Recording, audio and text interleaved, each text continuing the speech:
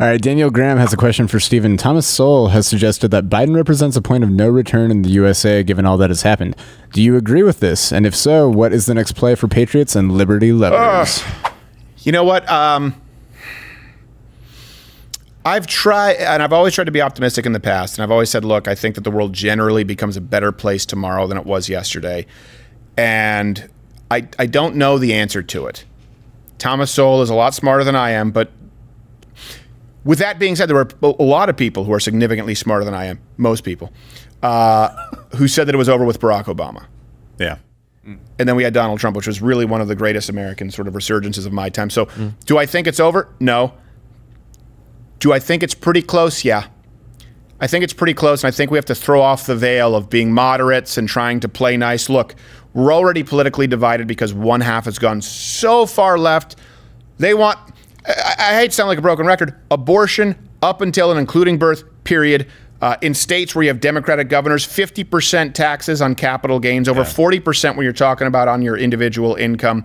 You're talking about public sector unions. You're talking about $6 trillion in spending. You're talking about punishing companies. You're talking about rewarding international bad actors in the form of China. Not to mention what's going on right now with Iran. And the biggest concern right now is, I would say this. I used to say, hey, look, things will get better, and everyone always said it was over with Barack Obama. And I had like older people in my family who would say that, and I would get a little bit aggravated with them.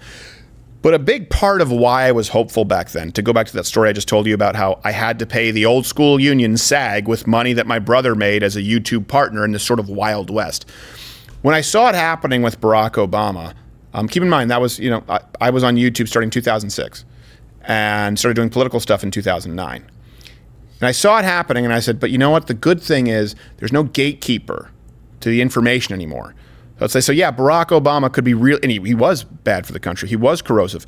But I said the final word on this isn't just the alphabet networks anymore.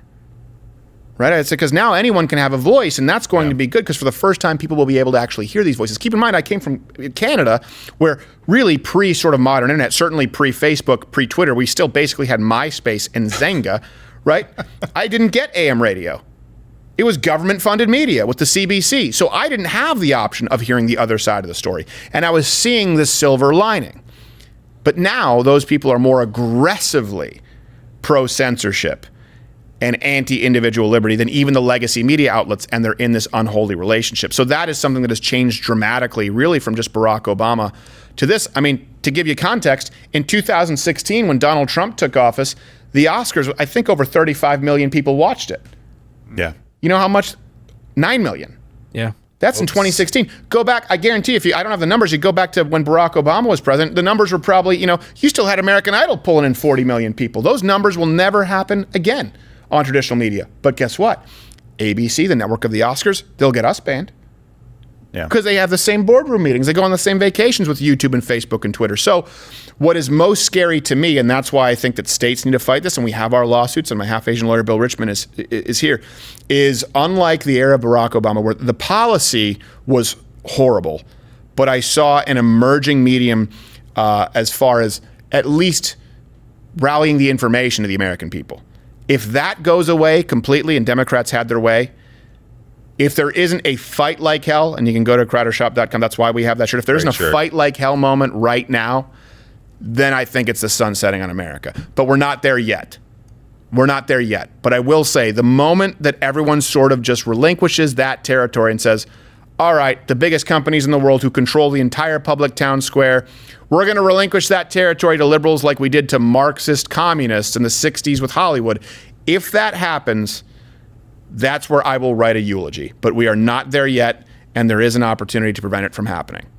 But I don't want to downplay. I don't want to downplay where we are right now, because there is an unholy perfect storm of people who have a vested interest in making sure that you do not have a voice, and that only one portion of the information, which really, if you don't provide all of the information or the context, it's misinformation, gets out there. And that is what scares me most. That's what keeps me up at night. And that's the truth. Yeah. Well, there's some hopeful news. CNN just had a poll that they were quoting on there from people who watched the speech. 51% of people who watched it said they felt very positive That's the lowest by a wide margin of the last 4 presidents on their first address. It says 71%. That's a different one. So 71 that's a said it CNN made them poll. feel more optimistic, but they had a very positive reaction to it.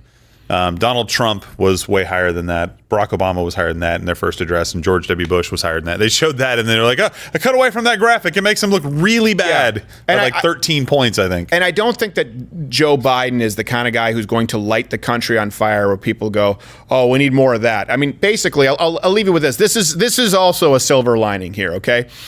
Barack Obama made sense. Yeah. I understood it. I didn't want him to be president, but I got it. And ignorantly, I thought, like, well, the one good thing that may come of this is we'll have some racial healing in the country. Oops.